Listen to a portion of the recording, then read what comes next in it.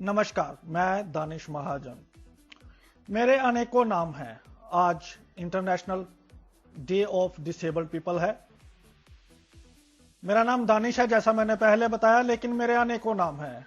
कुछ लोग मुझे दिव्यांग, कुछ लोग मुझे अंधा, नेत्रहीन, दृष्टिहीन, विकलांग, ब्लाइंड या तमाम नामों से समय समय पर पुकारते रहते हैं। कुछ लोग मुझे सूरदास भी कहते हैं। सूरदास मुझे इसलिए नहीं कहा जाता क्योंकि सूरदास बहुत ज्ञानी थे। सूरदास मुझे इसलिए कहा जाता है क्योंकि मुझे दिखाई नहीं देता है, या फिर शायद उनकी तरह मैं सोसाइटी को लाचार दिखता हूं। जब कोई दृष्टिहीन या विकलांग पैदा होता है, बाकी बच्चों की तरह उनके घर में खुशियां नहीं होती, मातम छाता है। कुछ समय बाद जब स्कूल का पता चलता है तो हमारी समस्याओं की ओर विशेष रूप से ध्यान दिया जाना लगता है। कई बार घर वाले हमें नहीं भेजते हैं स्कूल में। इस सारी उम्र हमारी घर में ही गुजर जाती है। जब हम खेलने जाते हैं तो हर जगह जगह पे हमें समस्याओं का सामना करना पड़ता है। कुछ लोग ये कहते हैं कि ये गेम तुम्हारे लिए नहीं बनी है। कुछ लोग ये कहते हैं कि शायद तुम्हें पिछले जन्म में तुमने बहुत सारे पाप किए थे, जिसका फल तुम्हें अभी भुगतना पड़ रहा है। कई ऐसी गेम्स होती हैं जो मैं बचपन में नहीं खेल पाया, या शायद मैं खेल सकता था, मुझे खेलने नहीं दिया गया। मेरे साथ मेरी फैमिली को कई साल हो गए, लेकिन वो फिर भी मेरे से सवाल करते हैं कि तुम लोग पढ़ते कैसे हो। ब्रेल में पढ़ते हैं। ब्रेल एक स्क्रिप्ट है, लेकिन हमारे जो बहुत सारे अध्यापक होते हैं वो भी हमसे ये पूछते हैं कि ये जो बच्चे होते हैं, बाकी लोग जो पढ़ते हैं ये ब्रेल पढ़ते हैं। कोई ये नहीं बताता है कि ब्रेल एक माध्यम है। जो हम बड़े होते हैं, हमें लड़ाई लड़नी पड़ती है। सरकार गाइडलाइंस देती है, हमारे लीडरान हमारे हक की लड़ाई लड़ते हैं, लेकिन हमारे लीडर हमसे बात नहीं करते हैं। चंद लोगों के बीच में वार्ता रह जाती है। अगर मुझे किसी से कुछ पूछना है तो मेरे लीडर्स के पास समय नहीं है। उनका समय सिर्फ उन्हीं के लिए है जिनको ऑलरेडी डिसेबिलिटी के बारे में पता रहता है। मैं नौकरी लग गया, एक ऊंचे पद पर आसीन हो गया, लेकिन बावजूद मुझे कई नामों से पुकारा जाता है। मुझे हर जगह अपने हकों की लड़ाई लड़नी पड़ती है। International day of disabled people क्या है? इस दिन क्या करना चाहिए? इस दिन हमें वही करना चाहिए जब आजकल बैंकों में लाइनें हैं। लाइनों से बचने के लिए हम लोगों को बताते हैं कि हम डिसेबल हैं, सरकार ने हमारे लिए एक अलग लाइन बनाई है। शायद ये जब हमें कन्वीनियंट होता है, ये वाली बात हम तभी करते हैं, लेकिन आज के दिन हमें अपने आस पड़ोस में सभी लोगों को इसके बारे में जागरूक करवाना चाहिए। लोग हमारे फ्रेंड्स बनते हैं, लेकिन जब शादी पे बात आती है तो हम लोग बड़ी कन्वीनियंस से कहते हैं कि ये जो लोग हम मोटिवेशन स्पीकिंग करते हैं, जो स्पीचेस देते हैं, कि लेकिन हम लोगों को ही परहेज रहता है कि दो दृष्टिहीन नहीं रह सकते हैं। तो लेकिन हम मोटिवेशन देते समय ऐसा नहीं बोलते हैं। तब हम बोलते हैं कि हम सब कुछ कर सकते हैं। मुझे लगता है ये झूठ है। 1914 और 1945 में दो विश्व युद्ध हुए, जिसमें करोड़ों लोग मारे गए, करोड़ों लोग डिसेबल हुए। लेकिन यूनाइटेड नेशन जनरल असेंबली को हमारी याद आई 1976 में, जब 1981 को year of the person with disability घोषित किया गया। यानी 1945 के लगभग 31 साल बाद और लगभग 36-37 साल बाद एक साल international day of person with disability को घोषित किया गया। तब तक न जाने, आप ये समझ सकते हैं कि वर्ल्ड का जो 7 अरब की पॉपुलेशन है, उसमें से 1 अरब जो पॉपुलेशन है वो डिसेबिलिटी की है, एक बड़ा मार्जिनलाइज्ड सेक्शन। लेकिन यूनाइटेड नेशन जो सबके हितों की रक्षा करता है, उसको भी हमारी याद आती है 31 साल बाद।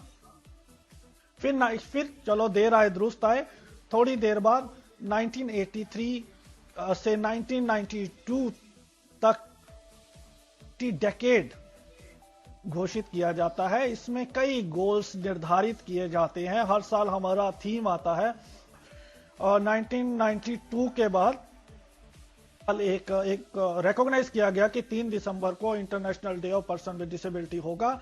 हर साल एक थीम आता है और उसके ऊपर काम करना होता है। पिछले साल भी इंक्लूजन एम्पावरमेंट पर एक थीम था, हमने क्या अचीव किया ये तो हमें मालूम होना चाहिए। और इस बार का जो थीम है वो 17 सस्टेनेबल डेवलपमेंट गोल, जो यूनाइटेड नेशन में, अगर आपने सुषमा स्वराज जी को भी सुना होगा तो उन्होंने इस बार बात की थी, जो टिकाऊ विकास लक्ष्य है उसको अचीव करना। 2000 से 2015 में मिलेनियम डेवलपमेंट गोल MDG का जो थीम था उसमें डिसेबिलिटी को बहुत स्पेसिफिकली मेंशन नहीं किया गया था, लेकिन बड़ी बात यह है कि सस्टेनेबल जो कि 2015 से 30 तक रहेंगे डेवलपमेंट गोल में डिसेबिलिटी को इस बार इन्होंने इंक्लूड किया ही, एक बड़ी अचीवमेंट है। लेकिन क्या एटीट्यूड चेंज हुआ है या नहीं हुआ है? हम बाकी जितना बोलते हैं क्या कर पाते हैं? क्या एक दिन एक स्कूल में स्पीच देना बड़ी बात है क्या? बहुत सारे लोगों को पिछले दिनों में आपने देखा होगा कि जब दिव्यांग टर्म आई तो बहुत सारे लोगों ने विरोध किया सरकार का, कईयों ने ओपन लेटर लिखे, कईयों ने कई कुछ लिखा, लेकिन वही लोग आज के दिन वही सरकार का गुणगान कर रहे थे और अवार्ड्स ले रहे थे। क्या जब हम सरकार का विरोध कर रहे हैं तो क्या उसी सरकार के गुणगान कर सकते हैं? जब तक आपकी मांगे शामिल नहीं हो गई। आरपीडी बिल के ऊपर बहुत सारी चर्चा कई सालों से चल रही है, हम लगातार उसको ब्रॉडकास्ट कर रहे हैं। आरपीडी बिल क्या होगा, उसमें क्या नहीं होगा, मैं नहीं जानता, ज्यादातर लोग अभी नहीं जानते हैं। लेकिन हमारी ऑर्गेनाइजेशन जो हमारे लिए काम कर रही हैं वो हमसे बात नहीं करती हैं ज्यादा, ना ज्यादा हमारे से कंसल्टेशन करने में यकीन रखती हैं। लेकिन ये एक बड़ी बात है, चलो कुछ तो हो रहा है। क्या सिर्फ 2-3 दिसंबर एक रैली बन के रह गया है या एक पुरस्कार वितरित समारोह बन के रह गया है? क्या देश के विभिन्न इलाकों में जब भी कोई बात होती है तो रूरल एरिया की बात होती है, ग्रामीण एरियाज की बात होती है, उन एरियाज में दृष्टिहीन या विकलांगों की क्या स्थिति है उसकी बात होती है। क्या डिसेबिलिटी डे वाले दिन हमारे लीडर या हम लोग खुद भी, हर किसी लीडरान को बार बार दोष देना भी सही बात नहीं है, हम लोग कितना उन रूरल एरियाज में जा रहे हैं, कितने सेमिनार कर रहे हैं, ये एक सोचने वाली बात है। जिसको जो कन्वीनियंट लगता है, मैं घर बैठ के रेडियो चला रहा हूं, स्टूडियो से बोल रहा हूं, लेकिन मैं कितने गांव में गया, मेरी टीम कितने गांव में गई? क्या सिर्फ अपने आसपास में मैंने देखा कि मेरे 300 मीटर पे एक स्कूल पड़ता है और किसी का हाथ पकड़ के जहां मैं बाइक पर बैठ के वहां पर चल के स्पीच दे ली, क्या वो काफी है? क्या मैंने एक भी विकलांग को आज के दिन स्कूल में डालने के बारे में बताया? क्या मैं एक भी गांव में हटके, जहां मुझे खुद भी थोड़ी सी परेशानी हो, उस इलाके में गया जिस इलाके में मेरा पहुंचना कठिन था, और उस इलाके में डिसेबल लोगों को मैंने कुछ बताया? मैंने नहीं बताया। और ऐसा ही बहुत सारे लोगों ने नहीं किया होगा। शहरों में करना चाहिए, इस बात से विरोध नहीं है, लेकिन जब हम रूरल की बात करते हैं तो हमें वहां जाना भी चाहिए। प्रोग्राम्स क्या कई तरह के हो सकते हैं, सेमिनार्स हो सकते हैं, लेकिन हमारे दायित्व क्या है? क्या एक स्कूल में जाकर फेसबुक पर छाप देने से समस्या हल हो जाएगी?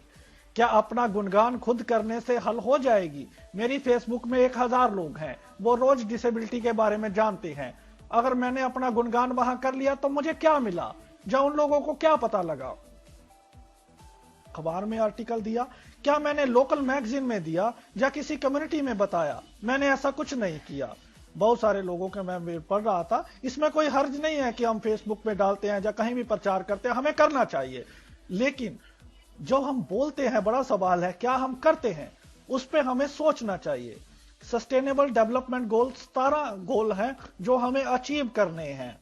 हमें नहीं करना है, हमने अपनी सोसाइटी को भी करवाने हैं, जागरूक करना है, कंट्रीब्यूट करना है। अगर हम सोसाइटी से लेते हैं तो सोसाइटी को देना भी हमारा फर्ज है। अपनी कन्वीनियंस से परे हटके हम कन्वीनियंट की ओर भाग रहे हैं या कन्विक्शन की ओर भाग रहे हैं, ये हमें सोचना होगा। डिसेबिलिटी को अगर पटर पे लाना है तो हमें कन्विक्शन के साथ जीना होगा।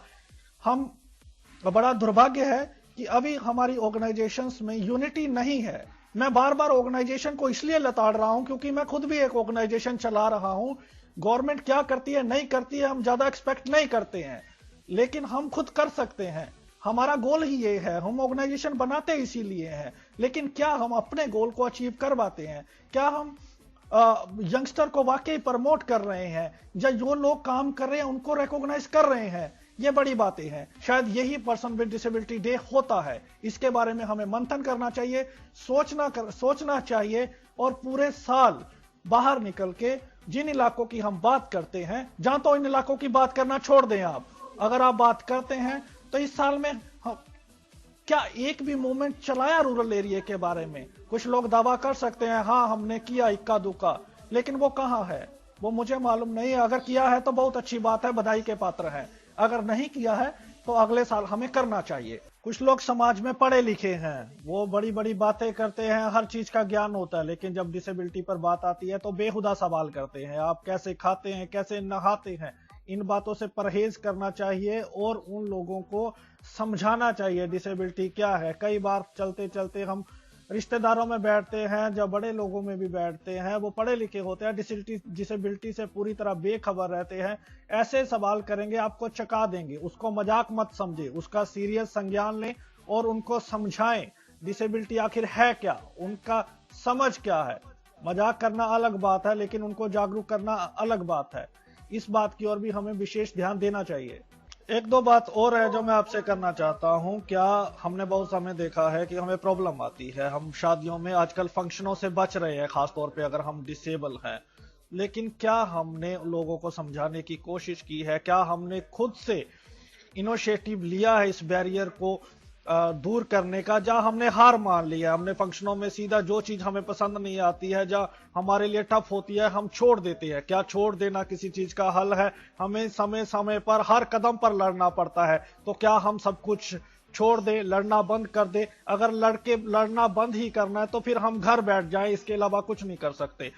जिस चीज से हमें प्रॉब्लम है हमें वहां लड़ना चाहिए। हम फीमेल्स की प्रॉब्लम्स की बात करते हैं, यंगस्टर की बात करते हैं, स्टडी में चैलेंजेस की बात करते हैं, एम्प्लॉयमेंट की बात करते हैं, एजुकेशन की बात करते हैं, मैट्रिमोनियल की बात करते हैं, लेकिन क्या हमने कभी जो डिसेबल कम्युनिटी में सीनियर सिटीजन्स है उनकी प्रॉब्लम्स को लेके कभी कोई बात की है? क्या ड्रग एंड डिसेबिलिटी जो नया एक चलन चला है समाज में, उसकी बात की है? हालांकि ड्रग और डिसेबिलिटी की बात की जा सकती है और इसको उठाया जा सकता है, लेकिन जो मैं बात कर रहा हूं सीनियर सिटीजन की, डिसेबल कम्युनिटी के अंदर उनके क्या हालात हैं, क्या हमने कभी किसी ने जानने की कोशिश की है? नहीं, क्योंकि हमारा जो सेंटर रहता है वो गिनी चुनी प्रॉब्लम्स पर रह जाता है। मुझे लगता है कि हमें इन चीजों की ओर भी ध्यान देना चाहिए। मैट्रिमोनियल दिन ब दिन एक बड़ा इशू बनता जा रहा है, क्योंकि अब फीमेल्स पढ़ लिख रही हैं, लड़के भी पढ़ लिख रहे हैं, लेकिन ये प्रॉब्लम इतनी जल्दी समाधान नहीं हो रही है। इसका मतलब है क्योंकि